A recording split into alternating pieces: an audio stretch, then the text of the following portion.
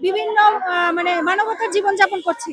আপনারা জানেন মশা মাছির উপদ্রব্য, এবং আমরা শিক্ষক হয়ে রাজপথে কুকুর বিড়ালের সাথে এই 47টা দিন যাবৎ ছিলাম।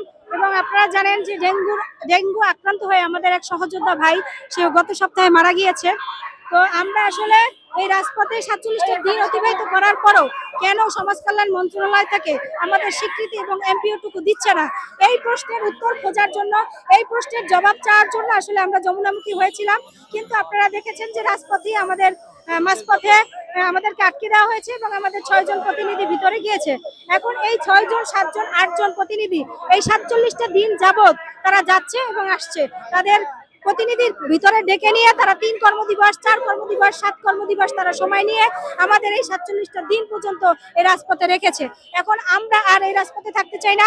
আজকে দিনের মধ্যে আমাদের স্বীকৃতি এবং এমপিও তাদেরকে দিতে হবে। এখন এই 6 জন আমাদের প্রতিনিধি ভিতরে যাওয়ার কারণে আমরা ওখানে অপেক্ষায় ছিলাম যে আসলে ওনারা না ফিরে আসা পর্যন্ত আমরা রাজপথ ছাড়বো না। তো পুলিশ আমাদেরকে বলেছে আমরা ওখান থেকে উঠিনি, এর জন্য আমাদের মানে আমাদের উপরে লাঠিচার্জ করেছে। এবং সব থেকে তীব্র নিন্দা জানাই এটাই যে পুলিশ প্রশাসন হয়ে সে মানে পুরুষ হয়ে কেন আমাদের মহিলা শিক্ষকদের উপরে লাঠিচার্জ করলো। তার মেয়ে, তাদের কি মহিলা ফোর্স ছিল না? তাহলে তারা মহিলা ফোর্স কেন আমাদের জন্য পাঠায় নাই? তারা পুরুষ হয়ে কেন আমাদের শিক্ষকদের গায়ে, মা বোনদের গায়ে মানে হাত তুলছে, রীতিমতো হাত দিয়ে দিয়েছে।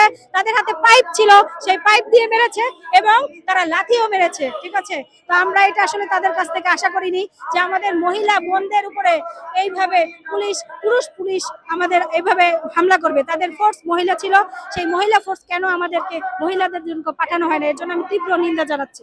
আচ্ছা, কতজন আহত হয়েছেন?